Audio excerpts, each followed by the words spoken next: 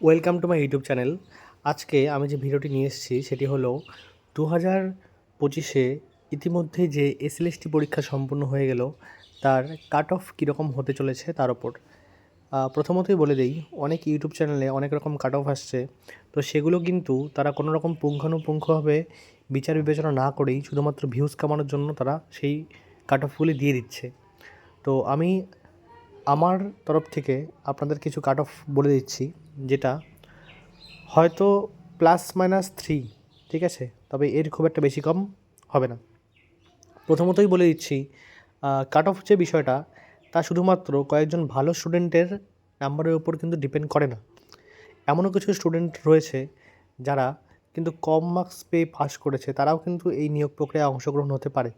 তাই আপনাদের বলে দিচ্ছি, যারা বিভিন্ন রকম সাবজেক্টে জেনারেল ক্যাটাগরিতে 40+ স্কোর করেছেন তারা কিন্তু অবশ্যই ইন্টারভিউর জন্য প্রস্তুতি নিতে পারেন, ঠিক আছে।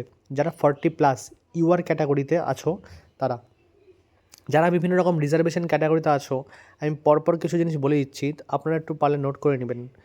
যারা জেনারেল ক্যাটাগরিতে আছো তারা ধরে রাখো 42, 43 একটা জেনারেল কাট অফ যেতে পারে। যারা ওবিসি থেকে বিলংস করছো তারা ধরে রাখো তাদের কাট অফ 39 to 42-র মধ্যে যেতে পারে।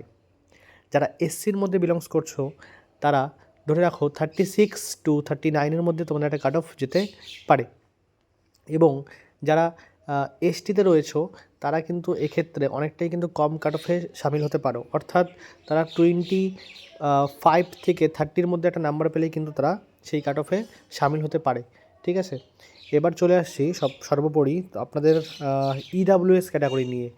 যারা ইডাব্লিউএস ক্যাটাগরিতে রয়েছো তাদের কাট অফটা বলা সত্যি খুব মুশকিল, কারণ আমি যা জেনেছি অনেক ইডাব্লিউএস ক্যাটাগরিতেই ভালো ভালো মার্কস পাচ্ছে, তাই সেক্ষেত্রে কাট অফটা একটু জেনারেল সমান যেতে পারে।